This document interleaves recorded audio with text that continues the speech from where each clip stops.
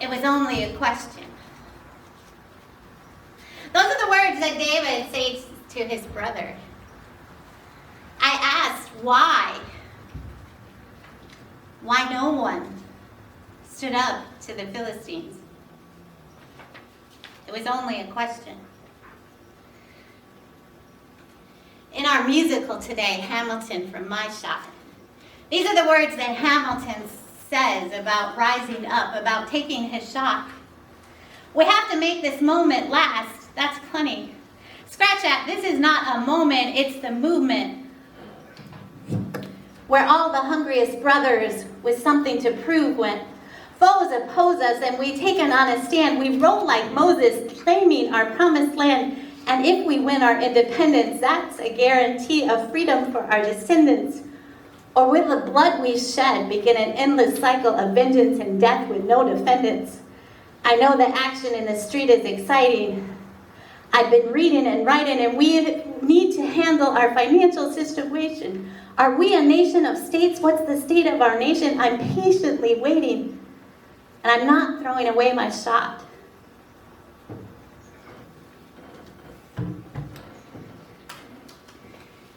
In the story of Hamilton, this song is Hamilton's I Want song. So what does that mean? In a musical, we learn what the hero needs, desires, and wants.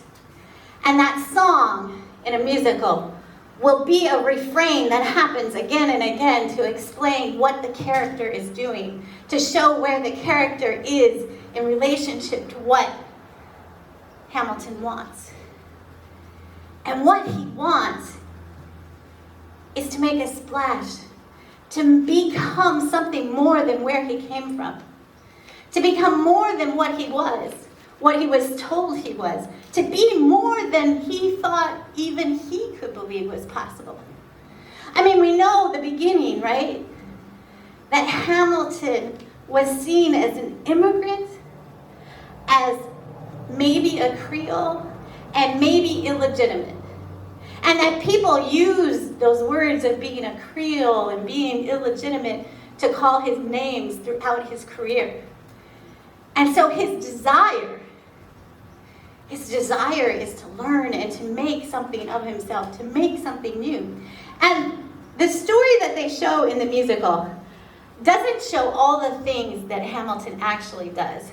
Because there's this long section about George Washington taking him to be his staff member. But before that, Hamilton proves himself as a warrior.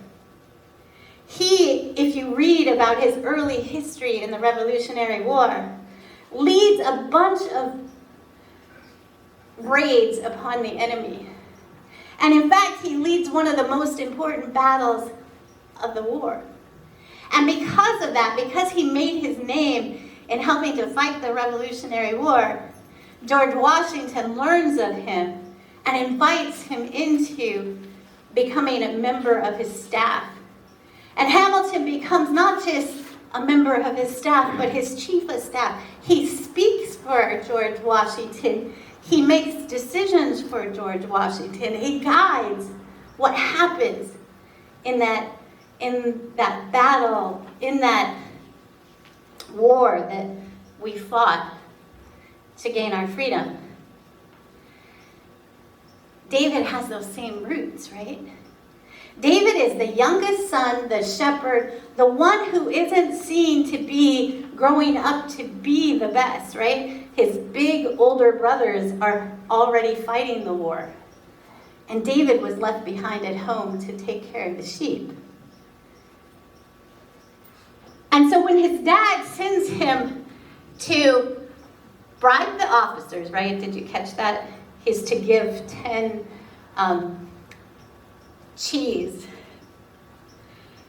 things of cheese to the officers, hoping that they will take care of the brothers, right? And he brings his brothers bread. When he gets there, he hears that story. That there's this big Philistine who keeps coming down to the camp to challenge them to a battle, and nobody takes him up on the offer. Because Goliath is described as somebody incredible, right? Like 10 feet tall, we know that's got to be an exaggeration because that just isn't humanly possible. But so he's huge. He's built like the biggest football player you can imagine, right? With the size of the tallest basketball player you can see. And he's in this armor that is described as huge and strong. And he comes down and says, this battle can be over if you just send that one person. That one person who fights me and wins. But everybody in the army looks at him and goes, yeah, that's not going to happen. If I fight a sword with him, his sword is like twice as big as mine. I will never win this battle. And yet both Hamilton and David take their shot, right? They take their shot and say that it is possible, that something different can happen. For Hamilton, not only does he have his Revolutionary War experience, but he becomes known as the one who created the systems and processes of our government that act the way they were supposed to act until recently. He's the one who established those systems and processes to make it function well. He's the one who began the Coast Guard and helped establish the post office. He's the one who made our financial institutions. And he helped convince the Americans that the first form of government we established, how many of you know the first form of government? It basically said we were 13 states and didn't give enough power to the central government for us to do anything. Like, there was no way to support an army because we weren't allowed to collect any money. It gave all the power to each of the states. And it just fell apart. And so Hamilton is one of the people who convinces the American people that this new Constitution, that the one that we wrote with the new institutions, will be a much better process. And then there's David. David, who fights Goliath. He shouldn't be fighting him, right? We already know that he's the youngest, the smallest. And it describes that in the story, right? Saul gives him the best armor he can find, and he puts it on, and it just is so heavy and so big that he can't even move with the armor. And so he takes it all off and says, I can do this in the way that I have always done it. I fought bears and lions, and I can fight a giant. And so he goes to the river and pulls out the smoothest stones he can find and uses those stones to confront the giant. Not on the giant's term with the sword, but on his terms with the weapon he can use. So this could be a little unfair, right? Because he's way off and he shoots him while the giant doesn't have the ability to reach him yet. But he saves the day, saves the battle. And did you catch how he describes his win? Like, he says he's doing this because all of the other Israelites have forgotten who they are as a people, have forgotten that God has called them together to be one people. They've forgotten that call, that sense that they are one and that God is there with them. And so he takes the shot and he wins the battle that day.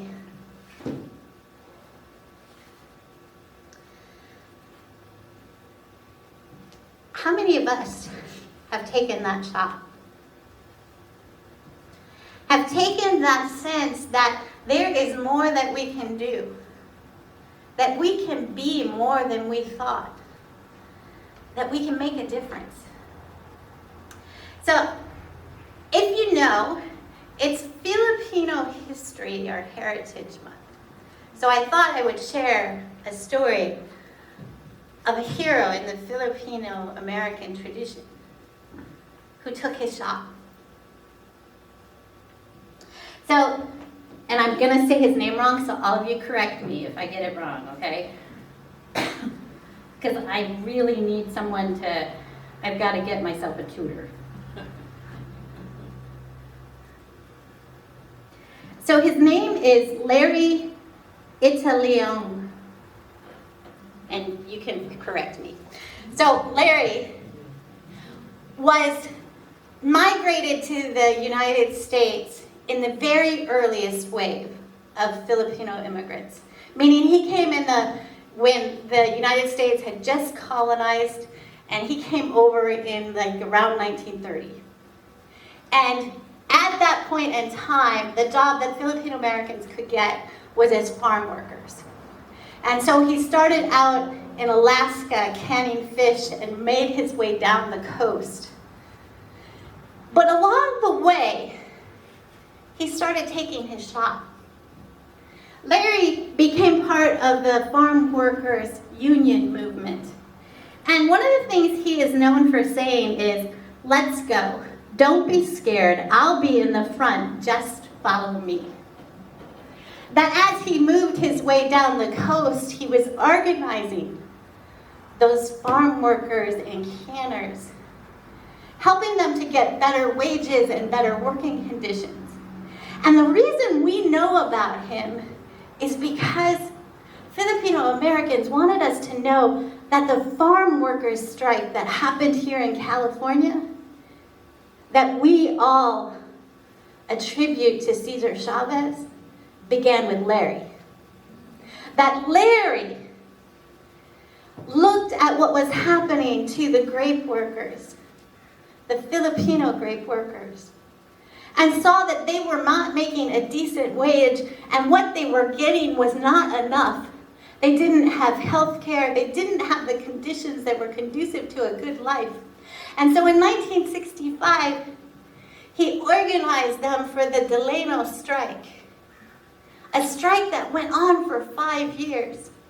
But what he did differently is he knew that the owners always pitted the Mexican farm workers against the Filipino farm workers, so that if the Filipino farm workers were striking, they would bring in the Mexican scabs, and if the Mexicans were striking, they would bring in the Filipino scabs.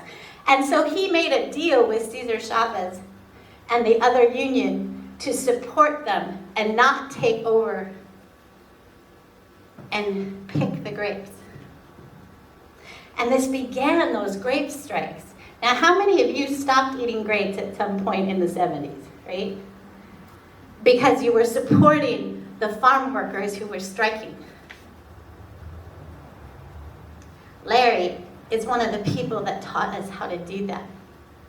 He taught us, as he said, "Let's go. Don't be scared. I'll be in the front. Just follow me." He took his shot. He showed us what we could do if we organized together, if we joined together as a people, if we decided that we could fight what seems an impossible fight. That's what the story of David and Goliath is about, right? That someone who it seems impossible to fight the fight is able to take on the giant. How do we take on the giant? I think that's why Larry's story is so important. Because both David and Hamilton, it becomes an individual thing. They do great things.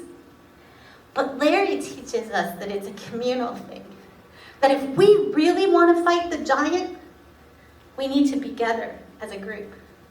We need to see each other as part of the same system and use that togetherness to transform the world.